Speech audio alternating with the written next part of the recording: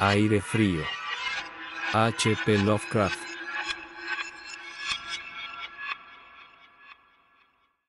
Me piden que explique por qué temo las corrientes de aire frío, porque tirito más que otros al entrar en una habitación fría y parece como si sintiera náuseas y repulsión cuando el fresco viento de anochecer empieza a deslizarse por entre la calurosa atmósfera de un apacible día otoñal. Según algunos, reacciono frente al frío como otros lo hacen frente a los malos olores, impresión esta que no negaré. Lo que haré es referir el caso más espeluznante que me ha sucedido, para que ustedes juzguen en consecuencia si constituye o no una razonada explicación de esta peculiaridad mía. Es una equivocación creer que el horror se asocia inextricablemente con la oscuridad, el silencio y la soledad. Yo me di de bruces con él en plena tarde, en pleno ajetreo de la gran urbe y en medio del bullicio propio de una destartalada y modesta pensión, en compañía de una prosaica patrona y dos fornidos hombres. En la primavera de 1923 había conseguido un trabajo bastante monótono y mal remunerado en una revista de la ciudad de Nueva York, y viéndome imposibilitado de pagar un sustancioso alquiler, empecé a mudarme de una pensión barata a otra en busca de una habitación que reuniera las cualidades de una cierta limpieza, un mobiliario que pudiera pasar y un precio lo más razonable posible. Pronto comprobé que no quedaba más remedio que elegir entre soluciones malas, pero tras algún tiempo recalé en una casa situada en la calle 14 Oeste que me desagradó bastante menos que las otras en que me había alojado hasta entonces. El lugar en cuestión era una mansión de piedra rojiza de 4 pisos, que debía datar de finales de la década de 1840, y provista de mármol y obra de marquetería cuyo rumboso y descolorido esplendor era muestra de la exquisita opulencia que debió tener en otras épocas. En las habitaciones, amplias y de techo alto, empapeladas con el peor gusto y ridículamente adornadas con artesonado de escayola, había un persistente olor a humedad y a dudosa cocina. Pero los suelos estaban limpios, la ropa de cama podía pasar y el agua caliente apenas se cortaba o enfriaba, de forma que llegué a considerarlo como un lugar cuando menos soportable para hibernar hasta el día en que pudiera volver reclemente a vivir. La patrona, una desaliñada y casi barbuda mujer española apellidada Herrero, no me importunaba con habladurías ni se quejaba cuando dejaba encendida la luz hasta altas horas en el vestíbulo de mi tercer piso, y mis compañeros de pensión eran tan pacíficos y poco comunicativos como desearía, tipos toscos, españoles en su mayoría, apenas con el menor grado de educación. Solo el estrépito de los coches que circulaban por la calle constituía una auténtica molestia. Llevaría allí unas 3 semanas cuando se produjo el primer extraño incidente. Una noche, a eso de las 8, oí como si cayeran gotas en el suelo y de repente advertí que llevaba un rato respirando el acre olor característico del amoníaco. Tras echar una mirada a mi alrededor, vi que el techo estaba húmedo y goteaba. La humedad procedía, al parecer, de un ángulo de la fachada que daba a la calle. Deseoso de cortarla en su origen, me dirigí apresuradamente a la planta baja para decírselo a la patrona, quien me aseguró que el problema se solucionaría de inmediato. El doctor Muñoz, dijo en voz alta mientras corría escaleras arriba delante de mí, ha debido derramar algún producto químico. Está demasiado enfermo para cuidar de sí mismo, cada día que pasa está más enfermo, pero no quiere que nadie le atienda. Tiene una enfermedad muy extraña. Todo el día se lo pasa tomando baños de un olor la mar de raro y no puede excitarse ni acalorarse. Él mismo se hace la limpieza, su pequeña habitación está llena de botellas y de máquinas, y no ejerce de médico. Pero en otros tiempos fue famoso, mi padre oyó hablar de él en Barcelona, y no hace mucho le curó al fontanero un brazo que se había herido en un accidente. Jamás sale. Todo lo más se le ve de vez en cuando en la terraza, y mi hijo Esteban le lleva a la habitación la comida, la ropa limpia, las medicinas y los preparados químicos. Dios mío, hay que ver la sal de amoníaco que gasta ese hombre para estar siempre fresco. Mrs. Herrero desapareció por el hueco de la escalera en dirección al 4.º piso, y yo volví a mi habitación. El amoníaco dejó de gotear y, mientras recogía el que se había vertido y abría la ventana para que entrase aire, oí arriba los macilentos pasos de la patrona. Nunca había oído hablar al doctor Muñoz, a excepción de ciertos sonidos que parecían más bien propios de un motor de gasolina. Su andar era calmo y apenas perceptible. Por unos instantes me inquirí qué extraña dolencia podía tener aquel hombre, y si su obstinada negativa a cualquier auxilio proveniente del exterior no sería sino el resultado de una extravagancia sin fundamento aparente. Ay, se me ocurrió pensar, un tremendo patos en el estado de aquellas personas que en algún momento de su vida han ocupado una posición alta y posteriormente la han perdido. Tal vez no hubiera nunca conocido nunca al doctor Muñoz, de no haber sido por el ataque al corazón que de repente sufrí una mañana mientras escribía en mi habitación. Los médicos me habían advertido del peligro que corría si me sobrevenían tales accesos, y sabía que no había tiempo que perder. Así pues, recordando lo que la patrona había dicho acerca de los cuidados prestados por aquel enfermo al obrero herido, me arrastré como pude hasta el piso superior y llamé débilmente a la puerta justo encima de la mía. Mis golpes fueron contestados en buen inglés por una extraña voz, situada a cierta distancia a la derecha de la puerta, que preguntó cuál era mi nombre y el objeto de mi visita. Aclarados ambos puntos, se abrió la puerta contigua a la que yo había llamado. Un soplo de aire frío salió a recibirme a manera de saludo, y aunque era uno de esos días calurosos de finales de junio, me puse a tiritar al traspasar el umbral de una amplia estancia, cuya elegante y suntuosa decoración me sorprendió en tan destartalado y mugriento nido. Una cama plegable desempeñaba ahora su diurno papel de sofá, y los muebles de caoba, lujosas cortinas, antiguos cuadros y añejas estanterías hacían pensar más en el estudio de un señor de buena crianza que en la habitación de una casa de huéspedes. Pude ver que el vestíbulo que había encima del mío, la pequeña habitación, llena de botellas y máquinas a la que se había referido Mrs.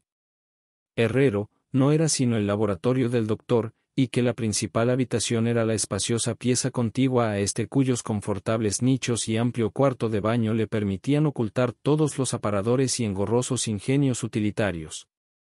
El doctor Muñoz, no cabía duda, era todo un caballero culto y refinado. La figura que tenía ante mí era de estatura baja pero extraordinariamente bien proporcionada, y llevaba un traje un tanto formal de excelente corte. Una cara de nobles facciones, de expresión firme aunque no arrogante, adornada por una recortada barba de color gris metálico, y unos anticuados quevedos que protegían unos oscuros y grandes ojos coronando una nariz aguileña, conferían un toque moruno a una fisonomía por lo demás predominante celtibérica. El abundante y bien cortado pelo, que era prueba de puntuales visitas al barbero, estaba partido con gracia por una raya encima de su respetable frente. Su aspecto general sugería una inteligencia fuera de lo corriente y una crianza y educación excelente. No obstante, al ver al doctor Muñoz en medio de aquel chorro de aire frío, experimenté una repugnancia que nada en su aspecto parecía justificar. Solo la palidez de su tez y la extrema frialdad de su tacto podrían haber proporcionado un fundamento físico para semejante sensación, e incluso ambos defectos eran excusables habida cuenta de la enfermedad que padecía aquel hombre. Mi desagradable impresión pudo también deberse a aquel extraño frío, pues no tenía nada de normal en tan caluroso día, y lo anormal suscita siempre aversión, desconfianza y miedo.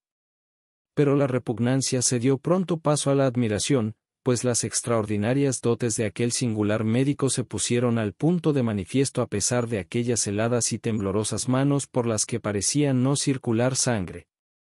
Le bastó una mirada para saber lo que me pasaba, siendo sus auxilios de una destreza magistral.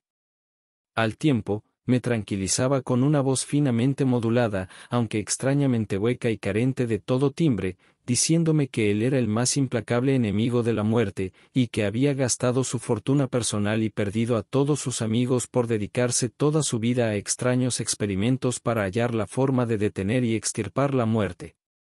Algo de benevolente fanatismo parecía advertirse en aquel hombre, mientras seguía hablando en un tono casi locuaz al tiempo que me auscultaba el pecho y mezclaba las drogas que había cogido de la pequeña habitación destinada al laboratorio hasta conseguir la dosis de vida.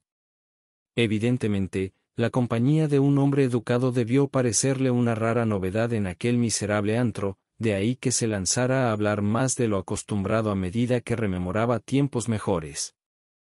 Su voz, aunque algo rara, tenía al menos un efecto sedante, y ni siquiera pude percibir su respiración mientras las fluidas frases salían con exquisito esmero de su boca.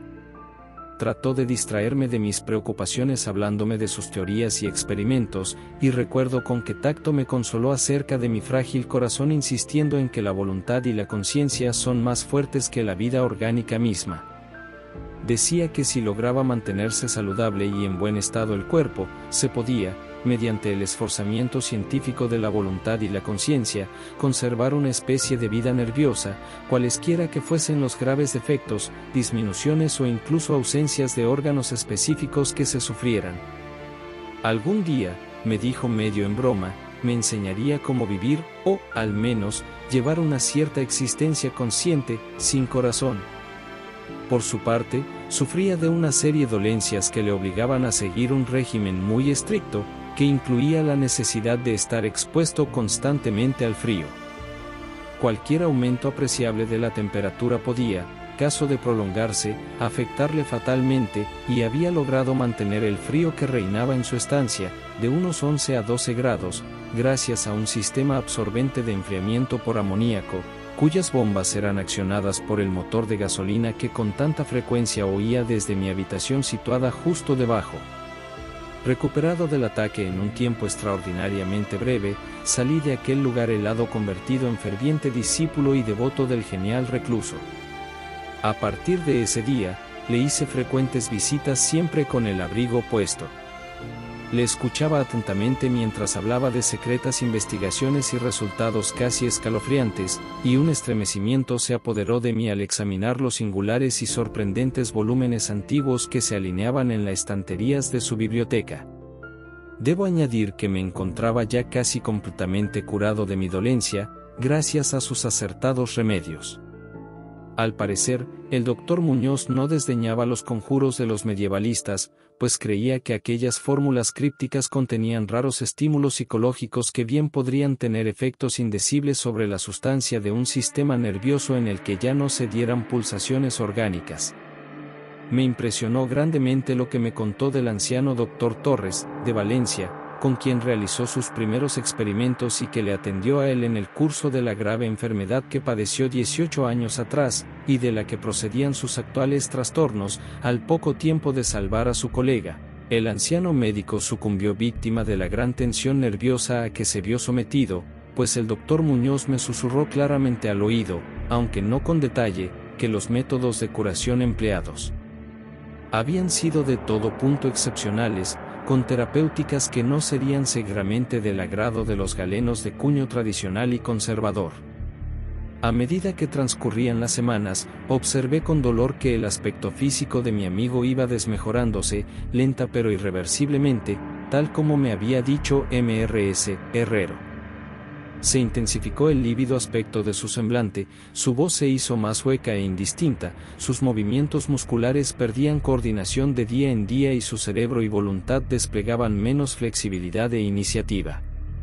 El doctor Muñoz parecía darse perfecta cuenta de tan lamentable empeoramiento, y poco a poco su expresión y conversación fueron adquiriendo un matiz de horrible ironía que me hizo recobrar algo de la indefinida repugnancia que experimenté al conocerle. El doctor Muñoz adquirió con el tiempo extraños caprichos, aficionándose a las especias exóticas y al incienso egipcio, hasta el punto de que su habitación se impregnó de un olor semejante al de la tumba de un faraón enterrado en el Valle de los Reyes.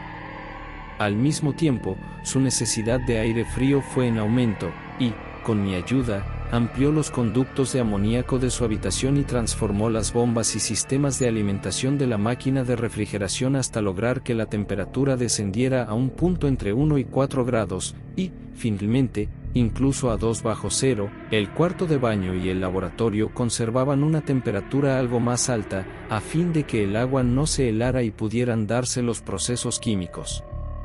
El huésped que habitaba en la habitación contigua se quejó del aire glacial que se filtraba a través de la puerta de comunicación, así que tuve que ayudar al doctor a poner unos tupidos cortinajes para solucionar el problema. Una especie de creciente horror, desmedido y morboso, pareció apoderarse de él.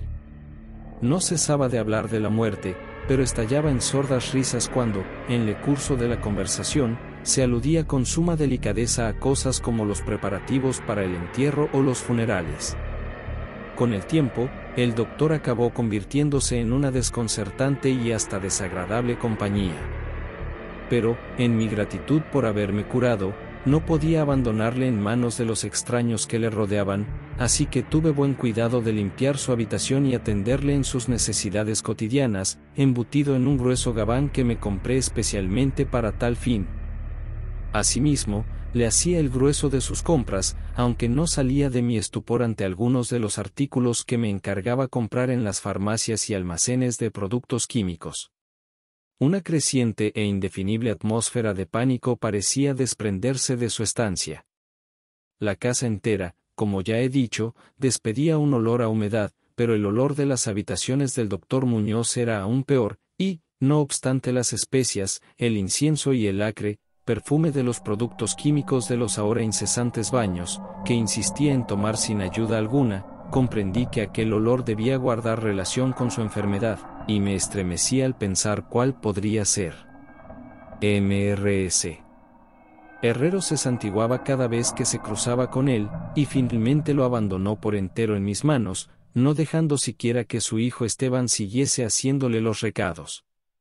Cuando yo le sugería la conveniencia de avisar a otro médico, el paciente montaba en el máximo estado de cólera que parecía atreverse a alcanzar. Temía sin duda el efecto físico de una violenta emoción, pero su voluntad y coraje crecían en lugar de menguar, negándose a meterse en la cama. La lasitud de los primeros días de su enfermedad dio paso a un retorno de su vehemente ánimo, hasta el punto de que parecía desafiar a gritos al demonio de la muerte aun cuando corriese el riesgo de que el tradicional enemigo se apoderase de él. Dejó prácticamente de comer, algo que curiosamente siempre dio la impresión de ser una formalidad en él, y solo la energía mental que le restaba parecía librarle del colapso definitivo. Adquirió la costumbre de escribir largos documentos, que sellaba con cuidado y llenaba de instrucciones para que a su muerte los remitiera yo a sus destinatarios. Estos eran en su mayoría de las Indias Occidentales, pero entre ellos se encontraba un médico francés famoso en otro tiempo y al que ahora se daba por muerto, y del que se decían las cosas más increíbles. Pero lo que hice en realidad, fue quemar todos los documentos antes de enviarlos o abrirlos. El aspecto y la voz del doctor Muñoz se volvieron absolutamente espantosos y su presencia casi insoportable.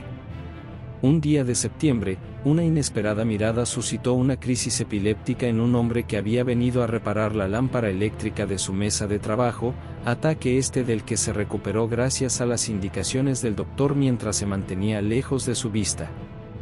Aquel hombre, harto sorprendentemente, había vivido los horrores de la Gran Guerra sin sufrir tamaña sensación de terror. Un día, a mediados de octubre, sobrevino el horror de los horrores de forma pasmosamente repentina. Una noche, a eso de las 11, se rompió la bomba de la máquina de refrigeración, por lo que pasadas 3 horas resultó imposible mantener el proceso de enfriamiento del amoníaco. El doctor Muñoz me avisó dando golpes en el suelo, y yo hice lo imposible por reparar la avería, mientras mi vecino no cesaba de lanzar imprecaciones en una voz tan exánime y espeluznantemente hueca que excede toda posible descripción. Mis esfuerzos de aficionado, empero, resultaron inútiles, y cuando al cabo de un rato me presenté con un mecánico de un garaje nocturno cercano, comprobamos que nada podía hacerse hasta la mañana siguiente, pues hacía falta un nuevo pistón. La rabia y el pánico de moribundo ermitaño adquirieron proporciones grotescas, dando la impresión de que fuera a quebrarse lo que quedaba de su debilitado físico, hasta que en un momento dado un espasmo le obligó a llevarse las manos a los ojos y precipitarse hacia el cuarto de baño. Salió de allí a tientas con el rostro fuertemente vendado y ya no volví a ver sus ojos. El frío reinante en la estancia empezó a disminuir de forma harto apreciable y a eso de las 5 de la mañana el doctor se retiró al cuarto de baño, al tiempo que me encargaba le procurase todo el hielo que pudiera conseguir en las tiendas y cafeterías abiertas durante la noche. Cada vez que regresaba de alguna de mis desalentadoras correrías y dejaba el botín delante de la puerta cerrada del baño, podía oír un incansable chapoteo dentro y una voz ronca que gritaba «más, más».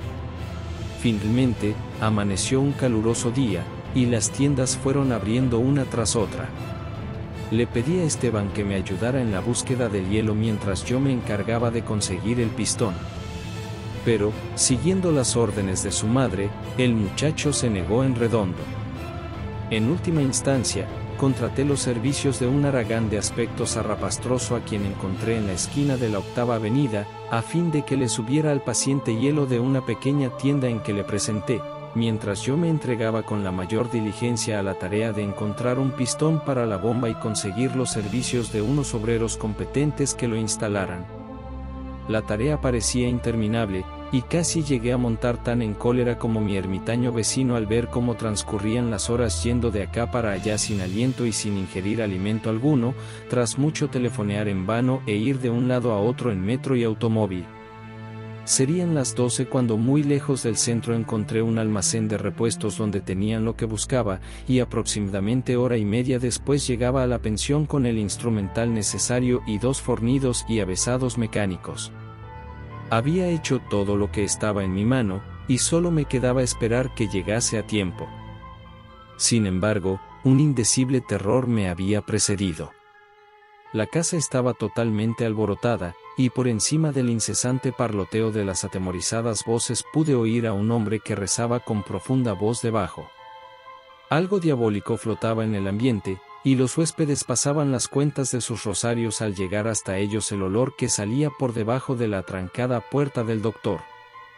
Al parecer, el tipo que había contratado salió precipitadamente dando histéricos alaridos al poco de regresar de su segundo viaje en busca de hielo. Quizás se debiera todo a un exceso de curiosidad. En la precipitada huida no pudo, desde luego, cerrar la puerta tras de sí, pero lo cierto es que estaba cerrada y, a lo que parecía, desde el interior. Dentro no se oía el menor ruido, salvo un indefinible goteo lento y espeso. Tras consultar brevemente con Mrs.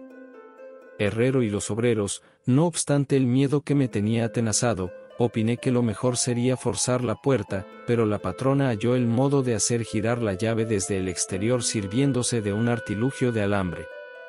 Con anterioridad, habíamos abierto las puertas del resto de las habitaciones de aquel ala del edificio, y otro tanto hicimos con todas las ventanas. A continuación, y protegidas las narices con pañuelos, penetramos temblando de miedo en la hedionda habitación del doctor que, orientada al mediodía, abrasaba con el caluroso sol de primeras horas de la tarde. Una especie de rastro oscuro y viscoso llevaba desde la puerta abierta del cuarto de baño a la puerta de vestíbulo, y desde aquí al escritorio, donde se había formado un horrible charco. Encima de la mesa había un trozo de papel, garrapateado a lápiz por una repulsiva y ciega mano, terriblemente manchado, también, al parecer, por las mismas garras que trazaron apresuradamente las últimas palabras. El rastro llevaba hasta el sofá en donde finalizaba inexplicablemente. Lo que había, o hubo, en el sofá es algo que no puedo ni me atrevo a decir aquí. Pero esto es lo que, en medio de un estremecimiento general, descifré del pringoso y embardunado papel, antes de sacar una cerilla y prenderla a fuego hasta quedar solo una pavesa, lo que conseguí descifrar aterrorizado mientras la patrona y los 2 mecánicos salían disparados de aquel infernal lugar hacia la comisaría más próxima para balbucear sus incoherentes historias. Las nauseabundas palabras resultaban poco menos que increíbles en aquella amarillenta luz solar, con el estruendo de los coches y camiones que subían tumultuosamente de la abigarrada calle 14, pero debo confesar que en aquel momento creí lo que decían. Si las creo ahora es algo que sinceramente ignoro. Hay cosas acerca de las cuales es mejor no especular, y todo lo que puedo decir es que no soporto lo más mínimo el olor a amoníaco y que me siento desfallecer ante una corriente de aire excesivamente frío. Ha llegado el final, rezaban aquellos hediondos garrapatos. No queda hielo. El hombre ha lanzado una mirada y ha salido corriendo. El calor aumenta por momentos, y los tejidos no pueden resistir. Me imagino que lo sabe, lo que dije sobre la voluntad, los nervios y la conservación del cuerpo una vez que han dejado de funcionar los órganos. Como teoría era buena, pero no podía mantenerse indefinidamente. No conté con el deterioro gradual. El doctor Torres lo sabía, pero murió de la impresión. No fue capaz de soportar lo que hubo de hacer, tuvo que introducirme en un lugar extraño y oscuro, cuando hizo caso a lo que le pedía en mi carta, y logró curarme. Los órganos no volvieron a funcionar. Tenía que hacerse a mi manera, conservación artificial, pues, comprende, yo fallecí en aquel entonces, hace ya 18 años.